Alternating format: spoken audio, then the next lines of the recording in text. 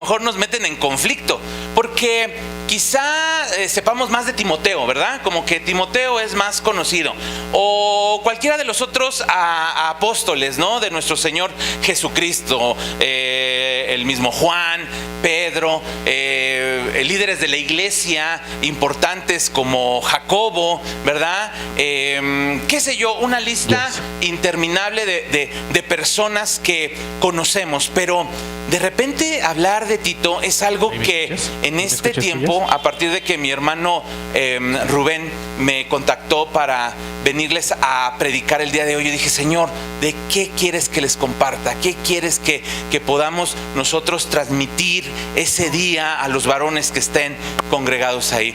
Y el Señor puso en mi corazón la vida de Tito, y dije: bueno, vamos a investigar quién fue Tito. Y si nosotros nos vamos a Tito 1:4, ahí precisamente, la siguiente por favor, vamos a encontrar que en el versículo 4 dice: a Tito, esto lo está escribiendo el apóstol Pablo, a Tito, verdadero hijo en la común fe, gracia, misericordia y paz de Dios Padre y del Señor Jesucristo, nuestro Salvador. Tito fue un hijo en la fe y compañero de Pablo. Si usted lee 2 de Corintios 8:23, no lo traigo aquí, pero si usted lo lee en casa, se va a dar cuenta de que las menciones que se hacen de Tito giran en torno a hijo en la fe de Pablo o compañero de Pablo. Y ahorita vamos a ver algunas narrativas, algunas historias, algunas anécdotas que Tito pasó con Pablo. Pero entonces, ¿quién fue Tito? Fue un hijo en la fe y compañero de Pablo. Era griego, originario de Antioquía, era gentil, incircunciso. Ojo, tenga presente esto porque ahorita voy a hacer énfasis en este punto. Repito, era de origen gentil, griego, de Antioquía, incircunciso. Y si usted le sigue buscando, no va a encontrar nada espectacular, nada sobresaliente. No hay una narración impactante de la conversión de Timoteo. No hay un currículum que nosotros podamos destacar en la palabra de Dios acerca de Timoteo, o las cosas que en algún momento se pudieran destacar de Timoteo. Pero ojo, fíjense, si se trataba de asuntos difíciles, si se trataba de encomiendas complicadas, Pablo no elegía a Timoteo. Pablo no elegía a ninguno de sus otros discípulos. ¿Saben a quién elegía? A Tito. A Tito, exacto.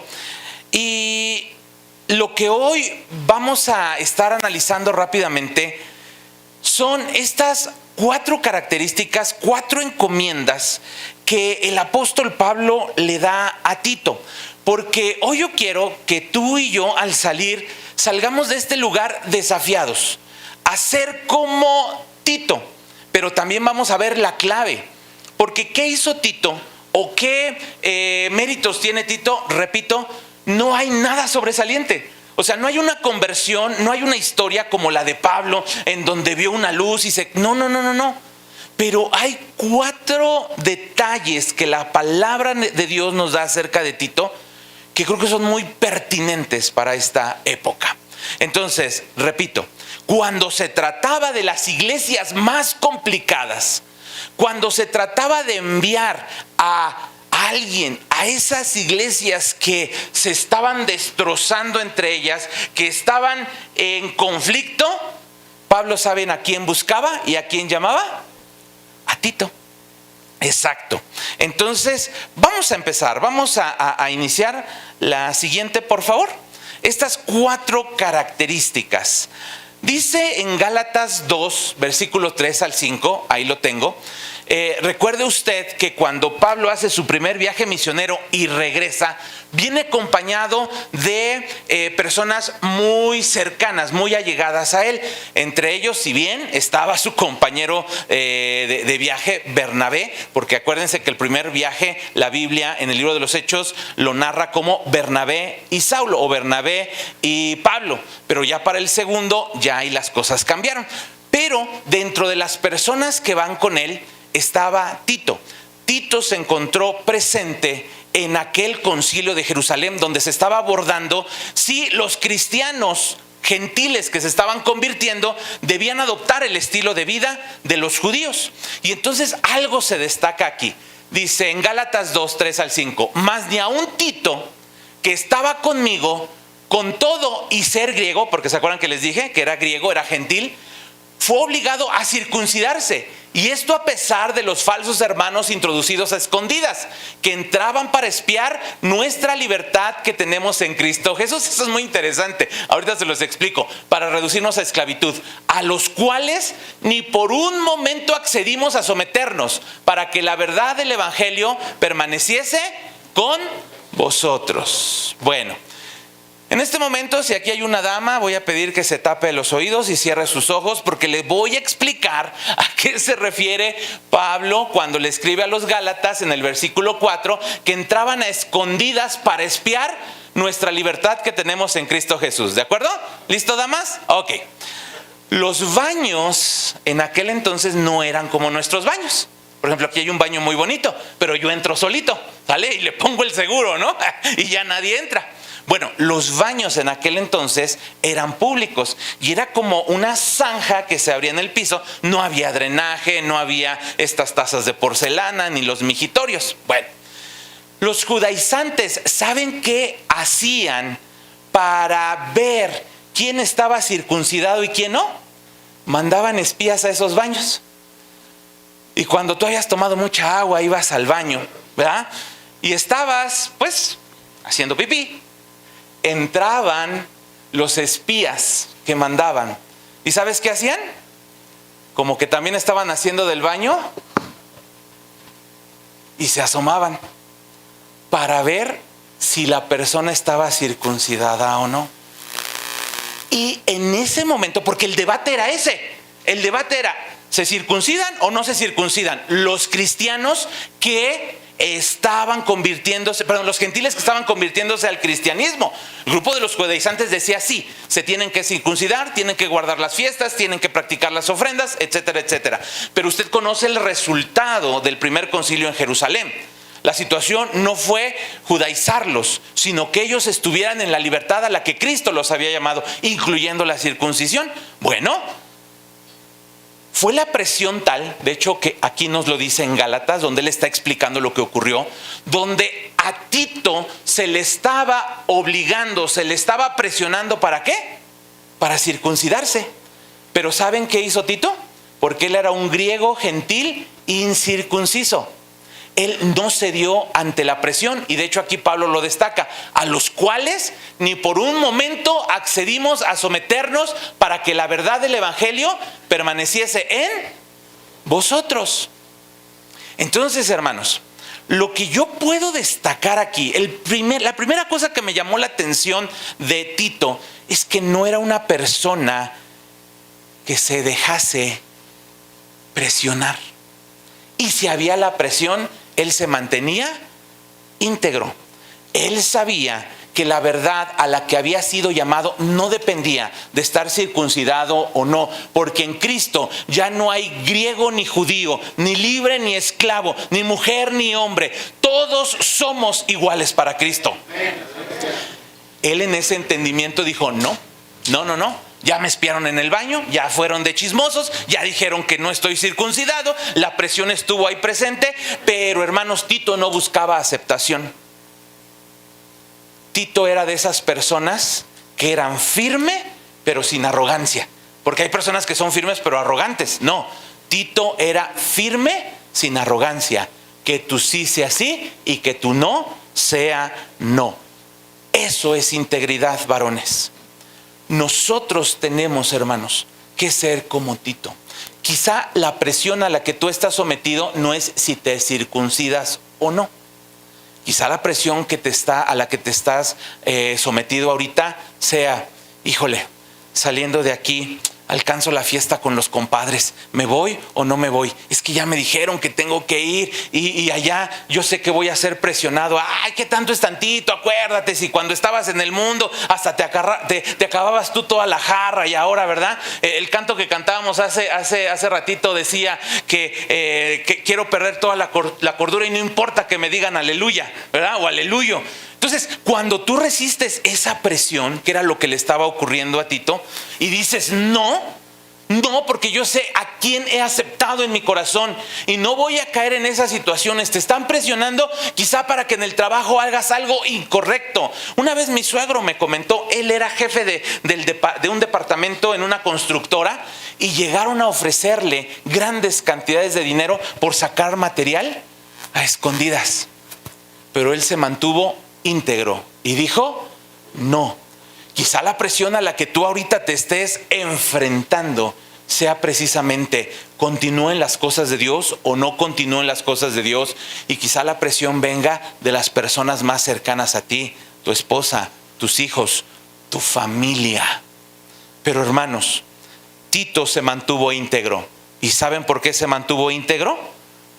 Por lo que leímos hace ratito, por el lavamiento de la regeneración y por la renovación en el Espíritu Santo.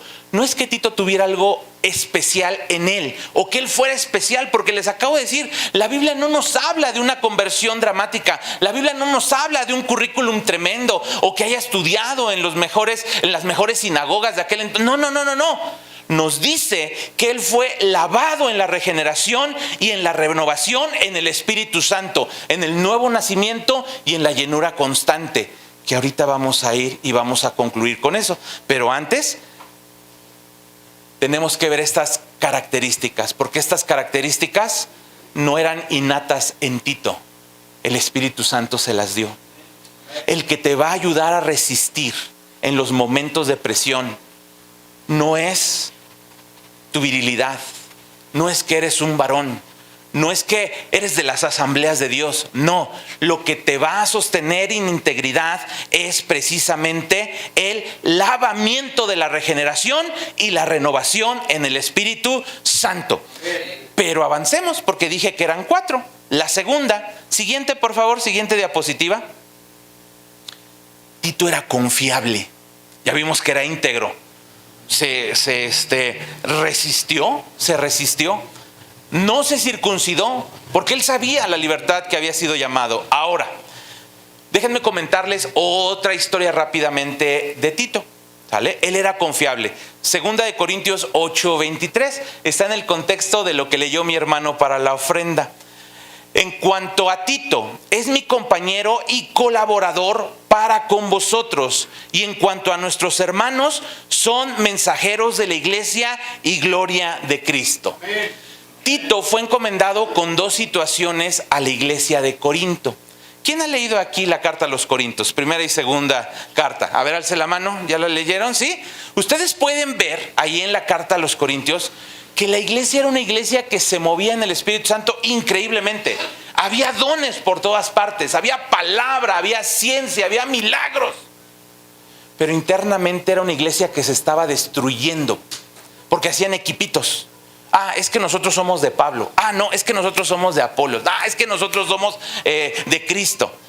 Era una iglesia que estaba dividida, era una iglesia que había caído en excesos y se ponían a ver quién profetizaba más, quién era más espiritual, y se estaban destrozando entre ellos. ¿Saben ustedes a quién seleccionó Pablo para enviar sus cartas? Y no solamente para enviarla, sino para leerla y enseñarla.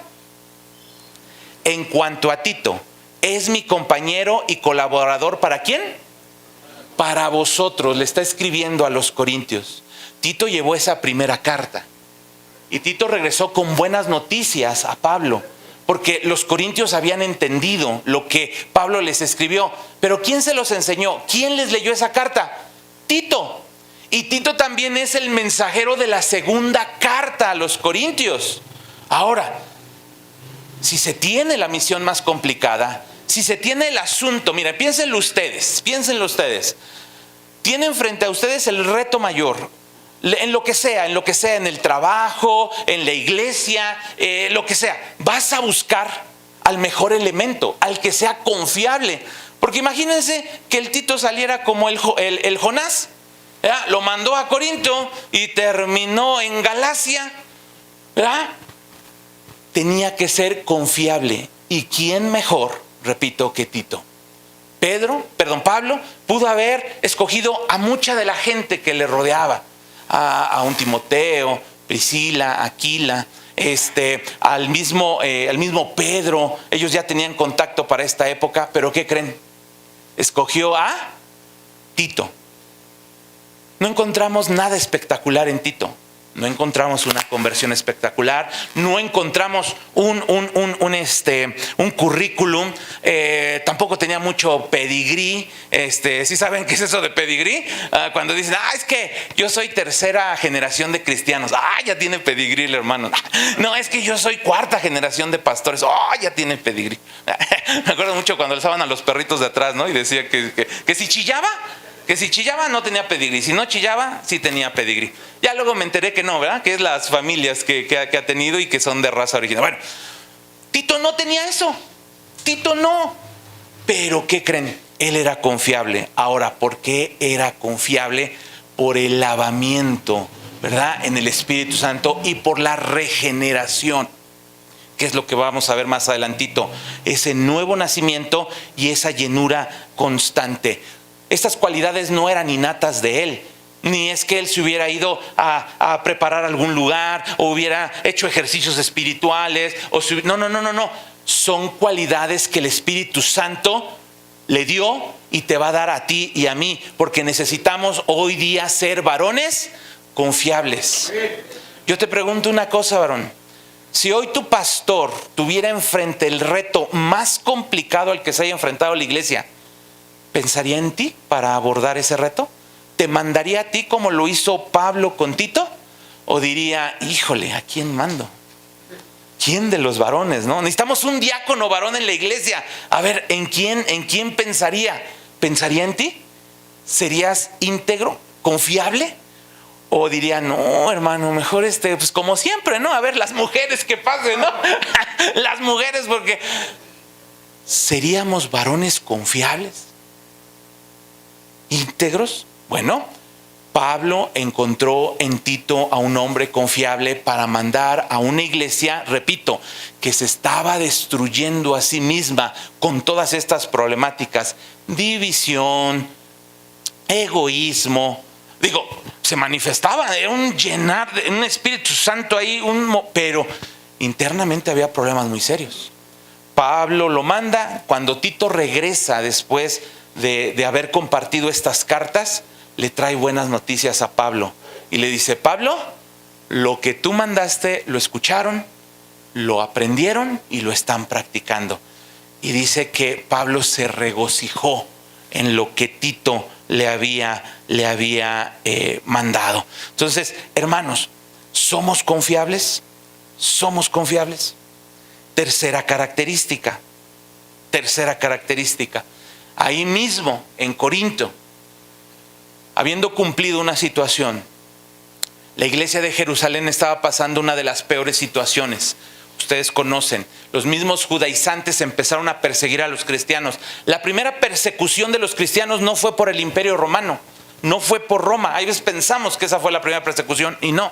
Fue por los mismos judíos que perseguían a sus hermanos que se habían convertido al cristianismo. ¿Quién apedreó a Esteban?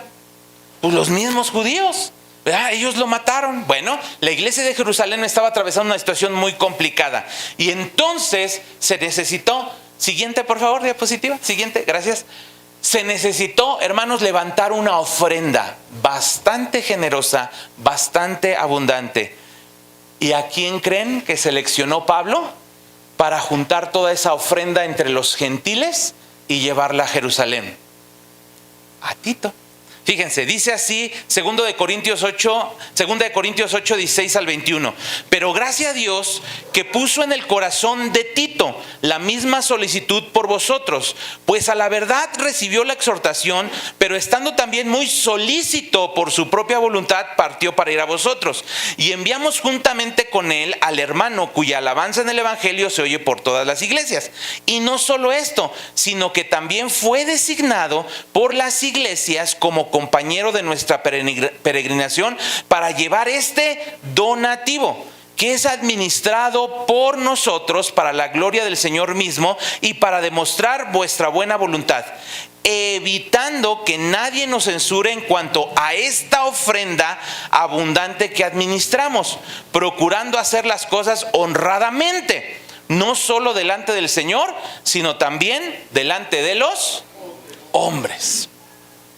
Hermanos, Tito era responsable, honesto. Y esta encomienda que se le dio no fue cualquier cosa. Repito, ¿cuál era la encomienda? Juntar la ofrenda en las iglesias del pueblo gentil para llevarlas ¿a dónde? A Jerusalén. Y Pablo escoge a Tito. Varones, he observado con mucha tristeza que en muchos de los hogares quien lleva la administración de las finanzas es la mujer. Y esto es preocupante. Quizás sea más cómodo, porque decimos, a ver, aquí está mi sobre, esposa mía, ¿verdad? O como le digan, aquí está, nada más dame para los pasajes y ya todo lo demás lo administras. Ojo, ojo. El Espíritu Santo, por el lavamiento del nuevo nacimiento y por la regeneración o por la llenura constante, a ti, hermano, te ha puesto como administrador de los recursos que el Señor les ha dado. No digo que tu esposa no participe, claro que sí, porque cuando ustedes se casaron y estuvieron aquí haciendo un pacto con Dios, ¿a poco no dijeron, lo tuyo es mío y lo mío es tuyo, ¿verdad? Y entonces ya no son dos, sino es uno. Pero el detalle es que en las cuestiones de la administración uno dice, no, pastor, es que no, yo soy bien desorganizado, yo ni sé, mire, traigo aquí el dinero y se me va como agua. Mi esposa es la organizada, mi esposa es la que lleva las finanzas. Si hemos salido adelante es por mi esposa, qué bueno, gracias a Dios, dale gracias a Dios por tu esposa. Pero déjame decirte una cosa, tú puedes por el Espíritu Santo desarrollar esa habilidad de la administración. No, pastor, es que yo no puedo, no sé ni cómo anotar para mis gastos, yo no lo tengo, mi esposa lo lleva perfectamente. Tú tienes que tener esta característica de ser responsable, porque entonces el día de mañana no te cuestiones por qué cuando le propones algo a tu esposa ella dice, no, ya te conozco. Yo soy de otra sección, así que no lo van a conocer. Pero yo crecí en la región centro y cuando llegué a la región oriente, específicamente en la sección donde actualmente estamos pastoreando, había un hermano que le decían el chimoltrufio. Pues un día pregunté, ¿por qué el chimoltrufio? Porque como dice una cosa. Y entonces dije, no puede ser. Porque nosotros como varones, hermanos, debemos de ser íntegros, confiables y responsables. Debemos de saber administrar la economía que Dios te dio. Yo sé que en estos días las cosas se han estado invirtiendo y ahora quien sale a trabajar es la mujer y el que se queda en casa es el varón. No me digan, no alcen la mano.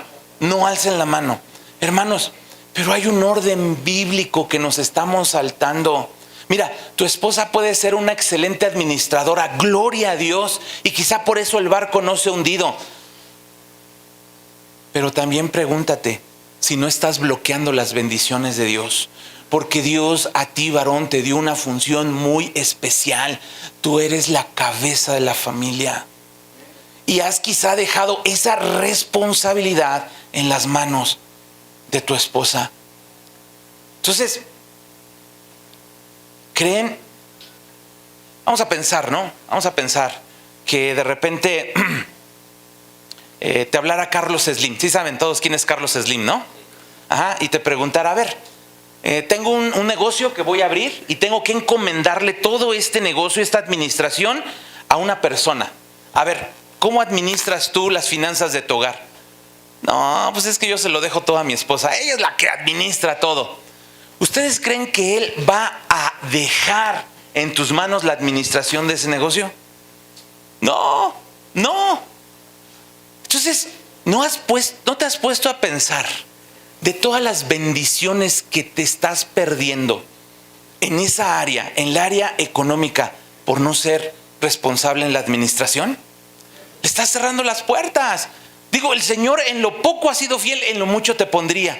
Pero como has renunciado a esa situación, porque seamos honestos, es cómodo de repente que otra persona nos solucione, y si la esposa lo está haciendo, para uno es cómodo, pero eso no es a lo que el Señor nos ha llamado a hacer. Y a lo mejor tú me puedes decir, no, pastor, yo sí lo he intentado, fíjese que sí, me pongo ahí, pero no puedo. Entonces, hoy la palabra es para ti, porque necesitamos el lavamiento de la regeneración y la renovación en el Espíritu Santo. Entonces, imagínense que Pablo hubiera visto en Tito que no es responsable, que no es buen administrador. ¿Creen que le hubiera encargado juntar toda esa ofrenda y llevarla? Hace poco hubo el censo de las asambleas de Dios. ¿Sabía usted? A mí me impactó eso. Pero ¿sabía usted? Bueno, espero que aquí no sea el caso. Que el 70% de los administradores de las iglesias son mujeres. O lo que eran tesoreras o tesoreros, son mujeres. Entonces dije, caray, ¿por qué?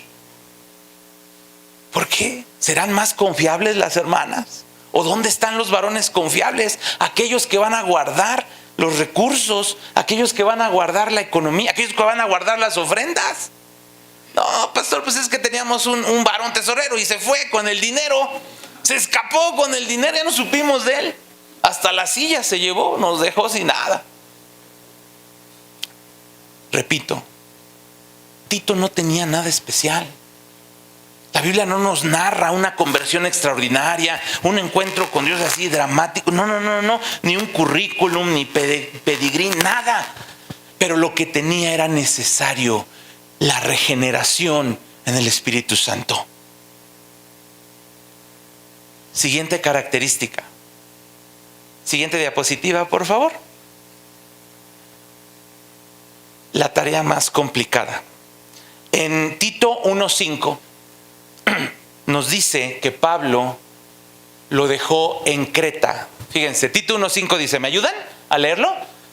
Por esta causa te dejé en Creta, para que corrigieses lo deficiente y establecieses ancianos en cada ciudad, así como yo te mandé. Tito era eficiente. Era una persona que la encomienda que tú le dieras, él la iba a cumplir. En la mañana estábamos, y no me dejará mentir los que estuvieron, mi hermano Luis estuvo en la mañana en el curso de cuerpos ejecutivos. Que por cierto, hermano Luis, yo vi más mujeres. No sé si usted también se percató de eso. ¿Verdad que sí? Bueno, la hermana Noemí, que también es mujer, por cierto, que nos estaba dando el curso, nos decía que en muchas ocasiones el cuerpo ejecutivo, cuando dice, bueno, pues si no hago eso, pues de todos modos el pastor lo tiene que hacer, ¿vale? Se le da una encomienda, y si el del cuerpo ejecutivo no lo hizo, su pensamiento, ¿cuál es? Pues de todos modos el pastor lo va a hacer. Eso es todo lo contrario a ser eficiente. Cuando se da una encomienda, cuando se da un mandato, ¿verdad? Y la persona está confiando que lo va a hacer, que lo va a resolver, a eso se le llama eficiencia. Por eso dice, por esta causa te dejé en Creta, para que corrigieses lo deficiente y establecieses ancianos en cada ciudad, así como yo te mandé. Ahora, ¿Era fácil el reto que había en Creta? No. Siguiente, por favor, siguiente diapositiva. Fíjense, ahí en Tito 1:12, Pablo está citando a un filósofo griego. Está citando a un poeta griego, Epiménides. Y Epiménides decía esto: los cretenses, siempre mentirosos, malas bestias, glotones, ociosos. Y continúa Pablo diciendo, y este testimonio es real. O sea, la isla de Creta se fue formando de personas que escapaban de las principales ciudades por delincuentes, porque habían hecho algo incorrecto y llegaban a Creta. Ahí se escondían. Y se fue llenando de personas con estas características. Vuelvo a leer. Pablo deja a Tito para que atienda la iglesia en Creta. Y la característica de los hombres de Creta eran estos, los cretenses. Siempre mentirosos. De hecho, ese era el término que se le decía a un mentiroso. Ay, no seas cretense. Porque así él pensaba en Tito. Porque observó eficiencia en Tito, responsabilidad, que era confiable y que era íntegro. Este caminar en la vida de Pablo con Tito le mostró lo que el Espíritu Santo había hecho en la vida de Tito. Y aquí es a donde quiero aterrizar todo esto. Porque quizá, hermanos, si ahorita hacemos un inventario, palomeamos estas características y decimos, ay, hermanos, esto de eficiente, pues como que no es lo mío. De responsable, pues es que la economía no se me da. La administración no se me da. De confiable, pues sí he guardado uno que otro chisme, pero de ahí en fuera todo lo demás sí lo cuento. Y de íntegro, híjole, hermano, es que usted no conoce a mis amigos, me presionan mucho y a cada rato hacen que caiga. Y quizá en esa checklist o en ese inventario de este tipo de situaciones tú digas, no, uno, dos, o a lo mejor ninguno. Y entonces de repente volteamos y decimos, pues con razón. Por eso el pastor se apoya más en mujeres, o por eso las reuniones de los cuerpos ejecutivos de las iglesias está más llena de mujeres, o por eso hoy día el pastorado de mujeres está creciendo. Pero hermanos, hoy el reto, hoy el desafío que yo vengo a ponerte frente a ti es precisamente que hoy podamos tener una vida como la de Tito. Que cuando una autoridad o un pastor esté buscando a alguien con ese calibre, pueda decir, tú, o mi hermano de allá atrás, o mi hermano de aquí enfrente, porque yo sé que ellos tienen estas características. Ahora, ¿cómo es que Tito tenía esas características? Siguiente, por favor. Y aquí es donde aterrizamos. Hermanos, Tito no las tenía de manera innata. No es que haya nacido con esas características, porque repito, no había nada especial en la vida de Tito. ¿Cómo ser un varón con estas cualidades? Y no pierda ahí la cita. Tito 3, capítulo 3, versículo 5. Nos salvó no por obras de justicia que nosotros hubiéramos hecho, sino por su misericordia, por el lavamiento de la regeneración y por la renovación en el Espíritu Santo. Y aquí tengo estas palabras, hermanos. Cuando Pablo se refiere al lavamiento de la regeneración, se refiere al nuevo nacimiento. Es una palabra que Pablo utiliza y está compuesta por algunas palabras en griego, pero la que podemos destacar ahí es Génesis. Y Génesis, como se llama el primer libro de la Biblia, es comienzo, un nuevo comienzo, un nuevo nacimiento. Cuando Tito conoce del Señor y le acepta en su corazón, hay un nuevo nacimiento en él, por el lavamiento de la regeneración, por el lavamiento del nuevo nacimiento. lavamiento. Lavamiento es ser bañado, ser sumergido. Cuando a ti te bautizan en las aguas, esa declaración pública de fe, tú estás confesando que has nacido de nuevo en Cristo Jesús por el lavamiento de la regeneración. Pero no queda allí, sino sigue diciendo, y por la renovación. La renovación, hermanos, es esa llenura constante. Es esa llenura que es diaria, cotidiana, común, constante. ¿En qué?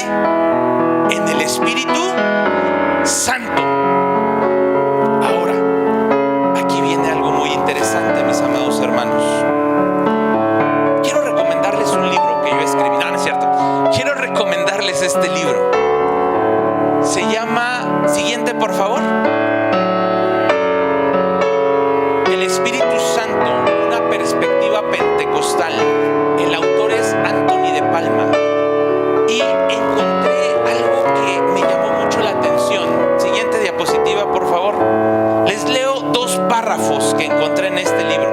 Fíjense, dice así: el bautismo en el Espíritu Santo no es una experiencia de una vez por todas. El Nuevo Testamento no enseña que una vez lleno, siempre lleno. Más bien, la noción pentecostal ampliamente aceptada es la de un bautismo con la evidencia física del hablar en lenguas, la evidencia inicial física del hablar en lenguas, un bautismo. Pero lo siguiente es muy importante: muchas llenuras. En la conclusión de este capítulo, siguiente por favor, el autor de este libro sigue manejando esta misma secuencia de ideas. El entendimiento y experiencia pentecostal del bautismo del Espíritu Santo se basa firmemente en las Escrituras. Los pentecostales no deben, y en verdad no pueden, apoyarse en una experiencia pasada inicial de haber sido llenos del Espíritu Santo. Sí, algo que ocurrió ahí en 1988 y yo recuerdo que me pasó. No, qué bueno que ya eres lleno, pero ojo, la pregunta decisiva no es ¿cuándo fuiste lleno del Espíritu Santo?, sino más bien, ¿estás siendo llenado? ¿Estás siendo lleno del Espíritu Santo? Es decir, constante llenura. Esa es la palabra que se está refiriendo Pablo cuando dice en la renovación. Y es la misma palabra que Pablo utiliza cuando dice no os conforméis a este siglo, sino que renovaos vuestro entendimiento. Si no haya una llenura constante en el Espíritu Santo, ¿qué lleva a Tito a ser una persona íntegra? ¿Su pedigrí? No. La constante llenura en el Espíritu Santo. ¿Qué lleva a Tito a ser una persona confiable? La constante llenura en el Espíritu Santo. No que una vez fue lleno. Sí, yo fui lleno hace 10 años, pero ¿qué hace a Tito ser una persona responsable con la economía? Y sí puedes, varón. Sí, ahora sí que sí se puede, pero no en tus fuerzas, sino en la llenura constante de decir, yo tengo que hacerme responsable de las riendas de las finanzas de este hogar. ¿Qué hace a Tito ser una persona eficiente? Que estudió el seminario teológico, que estudió en el instituto bíblico. No, eso es bueno, gracias a Dios. Pero lo que hace a Tito y lo que te hace a ti y a mí tener estas características es el lavamiento de la regeneración, el nuevo nacimiento y la renovación en el Espíritu Santo, la llenura constante. Porque partimos del hecho de que hay un solo bautismo, claro, pero hay muchas llenuras. ¿Qué llenura es la que necesitas ahorita? Para ser íntegro vas a recibir ataques.